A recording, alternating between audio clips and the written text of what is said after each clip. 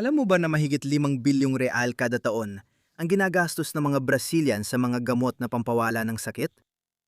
Alam mo bang karamihan sa may matagalang pananakit ng kasukasuan ay umiinom ng hindi bababa sa dalawang magkaibang tableta araw-araw? Pero narito ang isang bagay na ayaw ipaalam sa iyo ng mga botika. Mayroong isang gawang bahay na formula na maaring mas epektibo kaysa sa maraming mamahaling gamot na nabibili sa butika. Alam ko na maaring tunog ito na parang isa na namang walang saysay na pangako mula sa internet. Pero samahan mo lang ako na ilang minuto at malalaman mo kung bakit ang reseping ito ay nagpapabahala sa mga doktor at parmasyutiko. Pinag-uusapan natin ang pamahid na gawa sa dalawang sangkap na posibleng nasa kusina mo na. Bago ko ibahagi ang mga sangkap, kailangan ko munang itama ang paniniwalang dahilan kung bakit umaasa ka pa rin sa gamot.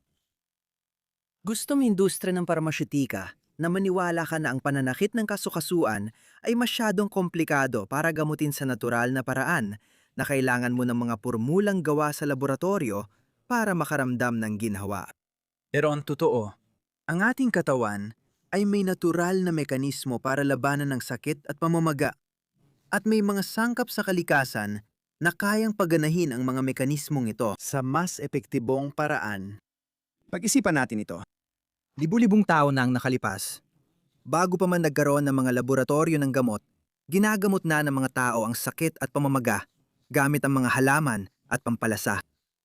Wala ang ating mga ninuno ng aspirin, ibuprofen o diclofenac, pero mayroon silang kaalaman tungkol sa nakagagaling na kapangyarihan ng kalikasan. At ang kaalaman iyon, epektibo pa rin na yon. Kaya, ano nga ba ang sikreto sa likod ng pormulang ito na tumulong sa libu-libong tao na makalaya sa pagdepende sa mga gamot na pampawala ng sakit? Dalawang sangkap ito na gumagana ng magkatuwang. Isa rito ay direktang lumalaban sa pamamaga, ugat ng karamihan sa mga pananakit ng kasukasuan. Yung isa pa, mas interesante pa dahil literal nitong pinapatay ang mga senyales ng sakit na umaabot sa iyong utak. Unang sangkap ang luyang dilaw, pero hindi ito karaniwang luyang dilaw. Dapat ito ay pulbos, de kalidad, at ginagamit sa tamang paraan. Ang luyang dilaw, na kilala rin bilang kurkuma, ay may taglay na compound na tinatawag na curcumin, na isa sa pinakamalalakas na natural na anti-inflammatory na meron. Isipin mo ganito. Kapag masakit ang mga kasukasuan mo, para bang may sunog sa loob ng kasukasuan mo. Ang pamamaga ay parang sunog na yan, at ang kurkumin ay kumikilos bilang espesyal na bumbero na hindi lang pinapatay ang apoy, kundi pinipigilan din na kumalat ito. Gumagana ang kurkumin sa pamamagitan ng pagharang sa iba't ibang mga molekula na kasali sa proseso ng pamamaga sa ating katawan. Parang sabay-sabay niyang sinasarado ang iba't ibang tarangkahan, kaya napipigilan ng pamamaga na kumalat at magdulot ng mas maraming sakit. At ang pinakakapansin-pansin, ginagawa niya ito nang hindi sinisira ang tiyan o mga bato, hindi tulad ng maraming sintetikong panlaban sa pamamaga. Napatunayan ng mga siyentipikong pag-aaral na ang kurkumina ay maaring kasing epektibo ng mga panlaban sa pamamaga tulad ng diclofenac, ngunit wala itong mga side effect na sumisira sa tiyan at mga bato. Sa isang pag-aaral noong 2020 ang mga taong may arthritis sa tuhod ay gumamit ng suplemento na may 5% kurkumina sa loob ng 6 na linggo at ang mga resulta ay kahanga-hanga. Malaking ibinaba ng sakit, nabawasan ng pamamaga at ang pinakamaganda sa lahat, walang naging side effect. Pero heto ang talagang nagpapabukod tangi sa formulang ito. Ang pangalawang sangkap, ang tinutukoy natin ay pamintang cayenne. Alam ko ang iniisip mo. Paano makakatulong sa sakit ang isang bagay na maanghang? Parang magkasalungat, di ba? Pero matalino ang kalikasan at kamangha-mangha ang paliwanag. Ang pamintang cayenne, na kilala rin bilang pulang paminta o capsicum, ay naglalaman ng capsaicin, isang sangkap na maaring magdulot ng pakiramdam ng init o hapdi sa simula. Pero may napaka-espesipikong epekto sa iyong sistema ng nerbiyos. Pinapababa nito ang tinatawag na substansya P, na isa lang itong chemical na mensahero na nagdadala ng impormasyon ng sakit mula sa nasaktang bahagi papunta sa iyong otak. Isipin mo ito ng ganito. Imahin mo na ang sakit ay parang isang tawag sa telepono mula sa lugar ng pinsala papunta sa iyong utak. Ang substansya P ang nadudulot ng koneksyong yon. Kapag binawasan mo ang substansya P gamit ang capsaicin, para mo na ring pinutol ang tawag sa telepono mula sa pinagmumulan ng sakit papunta sa iyong otak. Nandiyan pa rin ang sakit, pero hindi natatanggap ng utak ang mensahe, o mas kaunti lang ang natatanggap nito. Bukod pa rito, pinapataas ng capsaicin ang sirkulasyon ng dugo sa bahagi kung saan ito inilalagay. Ibig sabihin nito, mas maraming sustansya ang dumarating sa lugar ng pinsala. Mas maraming oxygen para mapabilis ang paggaling, at isang pakiramdam ng ginhawa na kadalasan ay agad-agad nararamdaman. Iyan ang dahilan kung bakit inirekomenda ang cayenne pepper para sa mga kondisyon tulad ng rheumatoid arthritis, fibromyalgia, diabetic neuropathy, at maging sa pananakit ng ulo dahil sa tensyon. Ngayon, narito ang pinakakagiliw-giliw na bahagi. Inagsama, ang dalawang sangkap ay nagdudulot ng malakas na sinerhiya. Ang luyan dilaw ay tinatarget ang sanhi ng sakit, na siyang pamamaga, habang ang cayenne pepper ay pinipigilan ang pakiramdam ng sakit. Parang may hukbukan na lumalaban sa dalawang magkaibang harapan ng sabay. Habang pinapatay ng luyang dalawang apoy ng pamamaga, pinuputon naman ng cayenne pepper ang mga ugat na nagdadala ng sakit. Pero ang paggawa ng pamahid gamit ang mga sangkap na ito na maari mong ipahid sa balat ay mas madali kaysa sa inaakala mo. At ituturo ko sa iyo ang bawat hakbang. Ngayon, kakailanganin mo ng kalahating baso ng langis. Pwede itong maging mantika. Mantika ng mirasol na siyang pinakamura. O kung gusto mo mag-invest ng kaunti pa, mantika ng niyog o extra virgin olive oil ay mahusay din na pagpipilian. Ang mantika ang magsisilbing tagadala para ma-extract at madala ang mga aktibong sangkap ng ating mga sangkap. Isipin mo ang mantika bilang natural na solvent na siyang hihigop sa lahat ng sangkap na nakapagpapagaling mula sa luyang dilaw at cayenne pepper. Bukod sa mantika, gagamit ka ng 2 kutsara ng cayenne pepper powder at 1 kutsara ng turmeric powder. At mahalagang detalye, kailangan maganda ang kalidad ng cayenne pepper. Kung bibili ka ng pamintang hindi masyadong maanghang, kulang ito sa capsaicin para umepekto. Ang sobrang anghang ay maaaring magdulutan iritasyon sa balat.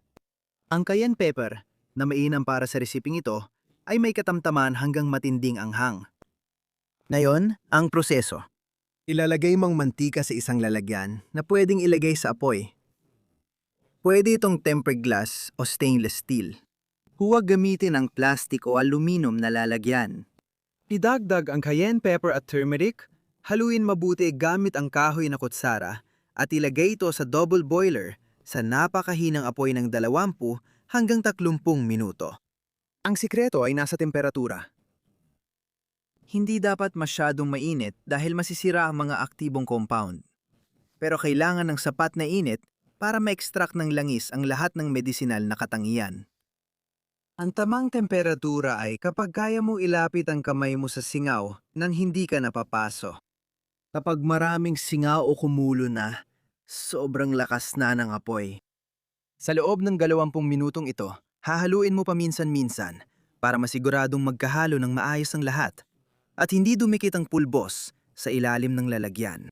Pagkatapos, patayin ang apoy at hayaang lumamig ng tuluyan. Maaring tumagal ito ng 2 hanggang 3 oras. Habang lumalamig ito, haluin ng kaunti tuwing kalahating oras para maiwasan na lumubog ang pulbos sa ilalim. Kapag malamig na, ulitin ang proseso ng 1 pang beses. Mahalaga ang pangalawang extraction dahil tinitiyak nitong mapakinabangan ng husto ang mga sangkap. May inang aktibong sangkap na mas madaling lumabas sa pangalawang extraction. Kaya wag laktawan ang hakbang na ito. Para gawing pumadang langis na ito, kakailanganin mo ng beeswax. Madaling makahanap ng beeswax sa mga tindahan ng natural na kosmetiko, tindahan ng mga produkto mula sa pukyutan o kahit online. Sa kalahating tasa ng langis, gamitin ang kalahating kutsara ng beeswax. Painiting ulit-ulit ang langis sa double boiler. Idagdag ang beeswax at haluin hanggang matunaw. Ang beeswax ang nagpapalapot at nagpapadali ng pag-a-apply, pati nagpapatagal sa produkto sa balat. Ang tamang lapot ay kapag matigas ang pamahid sa normal na temperatura. Pero madaling matunaw kapag kinuskos mo sa pag-iitan ng mga daliri. Kung masyadong malambot, magdagdag ka pa ng kaunting beeswax. Kung masyadong matigas, magdagdag ka pa ng kaunting langis. Alisin sa apoy, ibuhos sa maliliit na lalagyan, maaring madilim na sisidlang salamin o maliliit na lata, at hayaang lumamig ng tuluyan. Ayan, handa na ang iyong pamahid na kontra pamamaga at pampawala ng sakit para gamitin. Kapag itinago sa malamig at tuyo na lugar, tumatagal ito ng hanggang 6 na buwan nang hindi nawawala ang mga katangian. Paano gamitin? Ipahid sa masakit na bahagi ng katawan. 3 hanggang 4 na beses sa isang araw gamit ang malilinis na kamay. Imasahe ng dahan-dahan hanggang sa masipsip ng balat. Ang tamang dami ay halos kasing laki ng isang gisantes para sa isang bahagi na kasing laki ng palad ng kamay. Mahalaga ang pasensya. Para sa matagalang pananakit tulad ng arthritis, maaring 5 hanggang 7 araw bago lumabas ang resulta. Nangyayari ito dahil ang pagbawas ng substansya P ay hindi agad-agad at kailangan din ng oras para bumaba ang pamamaga. Pero kapag lumitaw na ang epekto, mapapansin mo ang malaking pagkakaiba. Narito ang ilang importanteng babala na dapat mong malaman. Una, nakakamansa ng tila ang pamahid na ito, kaya mag-ingat sa mga damit at sapin sa kama. Ang luyang dilaw ay nagiiwan ng kulay dilaw na maaring mahirap tanggalin. Gumamit ng lumang damit habang ginagamot o protektahan ng mga damit gamit ang tuwalya. Pangalawa, hugasan mabuti ang kamay pagkatapos magpahid dahil maaring makairita sa mata at mukosa ang cayenne pepper.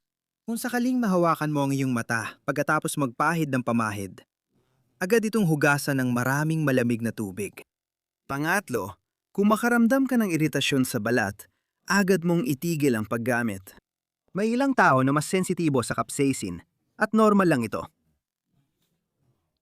Pwede mong subukan na bawasan ang dami ng cayenne pepper sa resipe at gumawa ng mas banayad na bersyon. Ang apat, hindi nito pinapalitan ng medical na pangangasiwa. Kung may matindi at matagal ng pananakit, kumonsulta sa propesyonal sa kalusugan. Ang pamahid na ito ay pandagdag lang sa gamutan, hindi ito pamalit. Pang-5, huwag kailanman maglagay sa bukas na sugat, iritadong balat o sa mga mukosa. At laging subukan muna sa maliit na bahagi ng balat bago gamitin sa mas malaking bahagi. Para sa sakit ng ulo, maaari mo ilagay sa sentido at noo, pero iwasan ang paligid ng mga mata.